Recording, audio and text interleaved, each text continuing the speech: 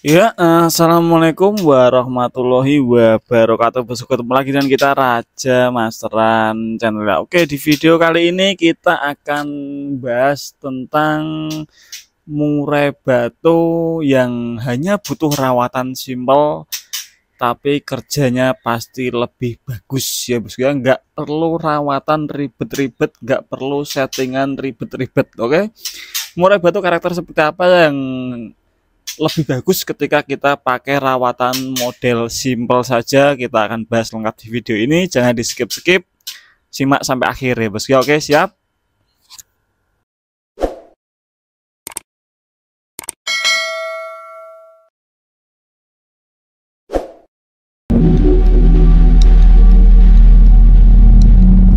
Nah, di depan kita ini ada murai batu yang salah satu siswa angkatan pertama Raja Masteran Beat School ya bos ya. Sebetulnya kita belum opening, tapi untuk ini burung ini kemarin langsung diantar ke tempat kita, mau kita tolak juga nggak enak, jadi ya wes lah kita terima. Ini burung dikirim ke tempat kita, diantar ke tempat kita itu ketika dia mulai rontok bulu dan sekarang sudah tuntas mabung dan siap diuji coba ya bos ya. Nah, kita lanjut ke topik. Ini sebetulnya masih nyambung dengan video-video sebelumnya tentang murai batu faktor tinggi ya. Bisa dicermati di dalam kerodong saja burungnya seperti ini.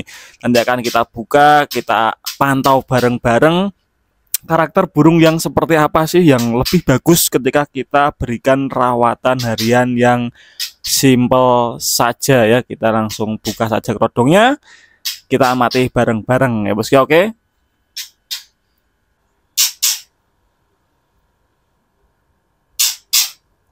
Nah, itu burungnya sudah terpantau, terlihat ya bos ya. Burungnya sebetulnya enggak besar-besar amat posturnya, tapi juga enggak terlalu kecil juga, tapi itu bukan patokan ya. Yang menjadi patokan kalau saya pribadi rawat burung murai batu itu maksudnya dikategorikan dalam artian simple, nggak perlu aneh-aneh. Itu satu, burung harus memiliki karakter yang faktor tinggi. Seperti yang diketahui, saya lebih suka rawat burung faktor tinggi karena dari rawatan itu lebih simpel ya bos ya. Dia nggak perlu EF yang neko-neko, nggak perlu jemur sauna lah atau apalah itu, jemur lama itu nggak perlu ya bos ya. Sekedar informasi, burung ini baru tuntas mabung.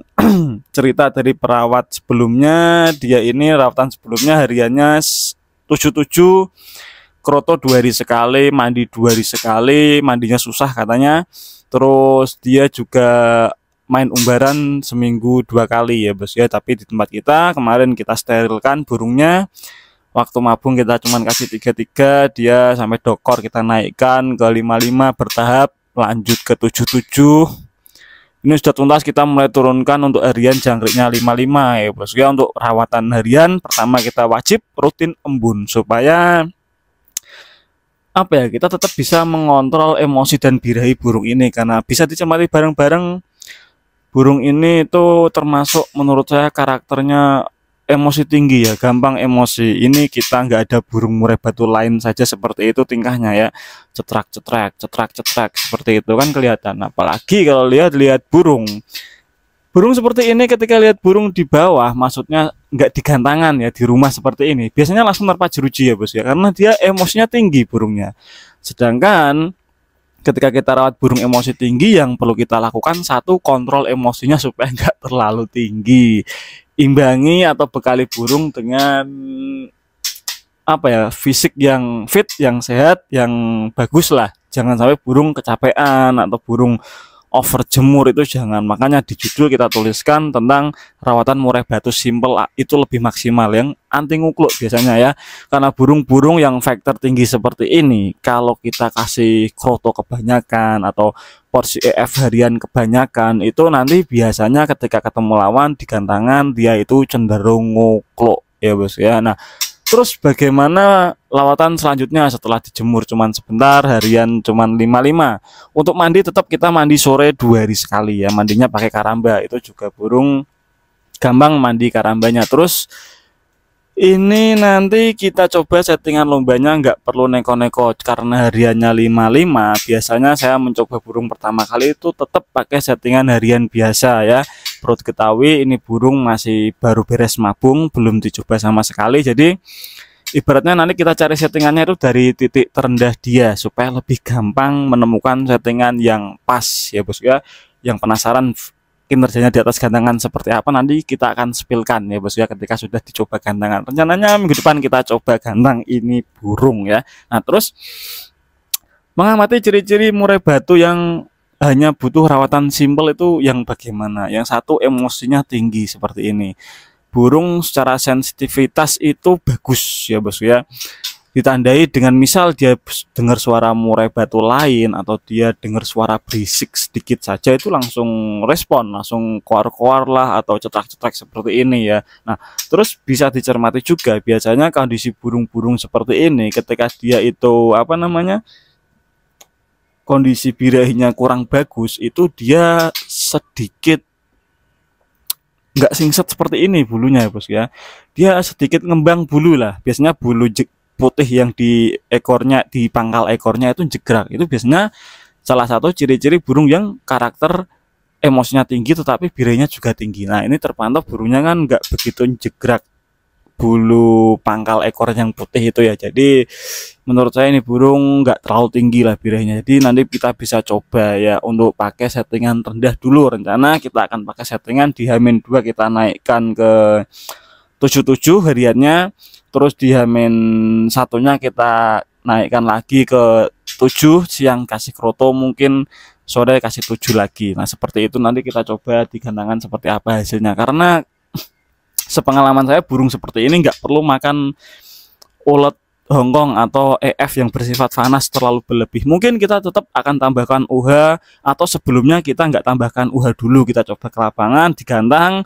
Kalau misal digantang pertama kurang enak, nanti kita coba utak-atik disebut pakai UH juga bisa ya. Tapi sedikit saja, nggak perlu banyak-banyak, 1, 2, maksimal 3 ekor lah. Karena secara karakter burung seperti ini faktornya sudah tinggi, emosinya sudah tinggi. Kalau ditakutkan kita pakai EF ulet Hongkong terlalu banyak, nanti burung malah cenderung nakal mainnya, lompat-lompat, nerpa jeruji seperti itu ya. Nah, terus selanjutnya kita mengamati ciri-ciri burung yang secara kondisi itu on fire lah, kondisinya bagus lah, nggak loyo, nggak memble, nggak kecapean. Itu bisa kita amati dari kotorannya ya bos. Nah ini kita sepilkan kotorannya, maaf kalau agak jorok. Nah kita bisa cermati bareng-bareng ya. Dari segi kotoran burung ini itu bulat kecil-kecil ya bos ya. Kalau yang besar itu kan sepahan burung ya. Ini karena pemilik lama dulu sebelum mabung pakai for super fit, dan saya kan agak males ya pakai for yang protein tinggi. Ini selama mabung kita rubah ke top song fornya ya bos ya.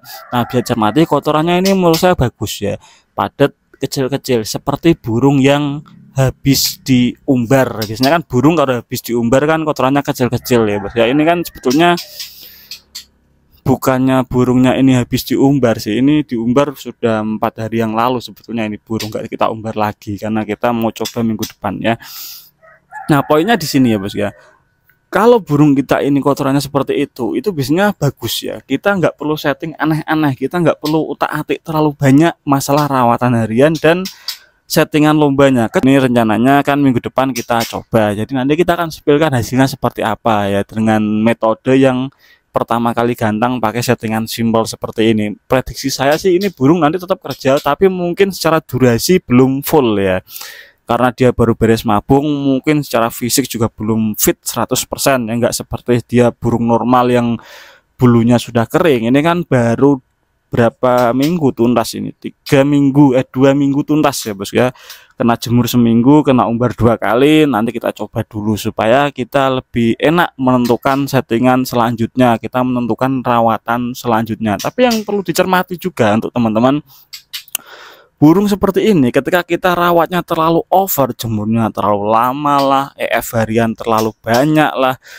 hariannya nanti cenderung gacor ya bos ya. Kalau harian burung seperti ini terlalu gacor, ketika digantang biasanya dia secara tenaga sudah nggak begitu bagus ya, nggak begitu ngotot. Alhasil sekalipun terpantau emosi di gantangan atau di lapangan, ketika ketemu lawan dia biasanya banyak ngukluknya. Makanya untuk kasus burung seperti ini tuh banyak terjadi. Sebetulnya burung bagus tetapi salah perawatan, kurang tepat di perawatan. Ketika digantang kebanyakan ngukluknya daripada bongkaran materinya, padahal ketika di pedok, ketika masih di bawah itu sebelum digantang bongkaran materinya bagus-bagus, tapi ketika ketemu lawan di atas gantangan cuman ngukluk. Itu sering terjadi dan saya sering beli burung yang seperti itu karena saya tahu burung seperti ini sebetulnya bagus, cuman kurang tepat saja. Kita cuman utak-atik sedikit, mungkin kita rubah pola rawatannya selama 2-3 minggu atau sebulan, sudah ketemu settingan yang lebih baik atau ketemu kinerja yang lebih baik, bisa dijual lagi dengan harga yang lebih bagus pula. Nah itu saya sering seperti itu ya. Jadi teman-teman yang punya burung karakter yang seperti ini, yang secara sensitivitas bagus, bisa dikatakan faktor tinggi lah, emosinya bagus, responnya bagus, itu sebetulnya nggak perlu settingan harian atau rawatan harian yang neko-neko, atau nggak perlu settingan lomba yang aneh-aneh, apalagi pakai sistem jor jangkrik sampai 45 ekor sampai 60 ekor. Itu sia-sia ya bos ya, malah memperburuk keadaan. Makanya kita sharing di sini karena saya rasa ini kasus yang sering terjadi ke teman-teman semua. Burungnya bagus, mungkin di pembeli ketika kita beli burung ya, misalnya di pemilik lama, burung ini bagus mas, prestasi kok saya beli selama 2 minggu nggak jalan, selama sebulan kok nggak jalan, padahal saya rawatannya lebih bagus daripada pemilik lama. Secara jemur kita lebih rutin, lebih intens, mandinya begitu pun, masalah EF juga kita lebih bagus, lebih bervariatif. Ya mungkin pendapat perawat yang baru ini lebih bagus, lebih baik, tapi nggak semua burung itu lebih bagus ketika dia menerima rawatan yang terlalu intens ya bos ya. Tetap butuh konsisten, itu wajib. Apapun karakter burungnya tetap wajib konsisten. Cuman masalah tadi loh, masalah jemurnya jangan terlalu over, terus mandinya dikontrol, EF-nya juga nggak perlu terlalu banyak, nggak perlu terlalu bervariasi, karena secara karakter burung seperti ini ya mungkin dia nggak pakai settingan pun ketemu lawan pasti tarung, cuman kurang maksimal saja ya. Ya dinamakan settingan itu kan penyesuaian rawatan sesuai dengan kebutuhan burung tersebut supaya tampil maksimal ketika di atas gantangan. Nah ini seperti itu ya. Jadi dicermati gerak-geriknya.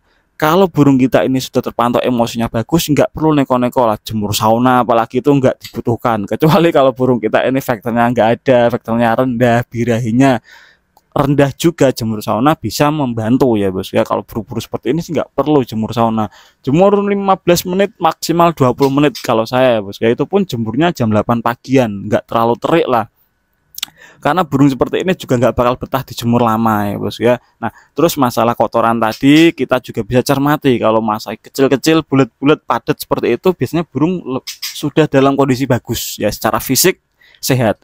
Tapi kalau agak encer, mungkin agak besar-besar kotorannya, itu bisa karena burung kurang fit, mungkin terlalu jemur terlalu lama bisa, ataupun sebaliknya kurang jemur juga bisa, atau burung perlu diumbar juga bisa. Karena itu kan apa ya, kotoran itu kan menandakan kalau menurut saya itu otot-otot si burung ini kenceng atau enggak ya bos ya, atau bisa dikatakan seger atau enggak badannya lah, ini seperti itu. Oke, kalau ditanyakan tulis di kolom komentar. Terima kasih teman-teman yang sudah nyimak video ini sampai akhir. Jangan lupa like, komen, dan subscribe Raja Masteran Channel. Saya Raja Masteran Channel undur diri. Wassalamualaikum warahmatullahi wabarakatuh bosku.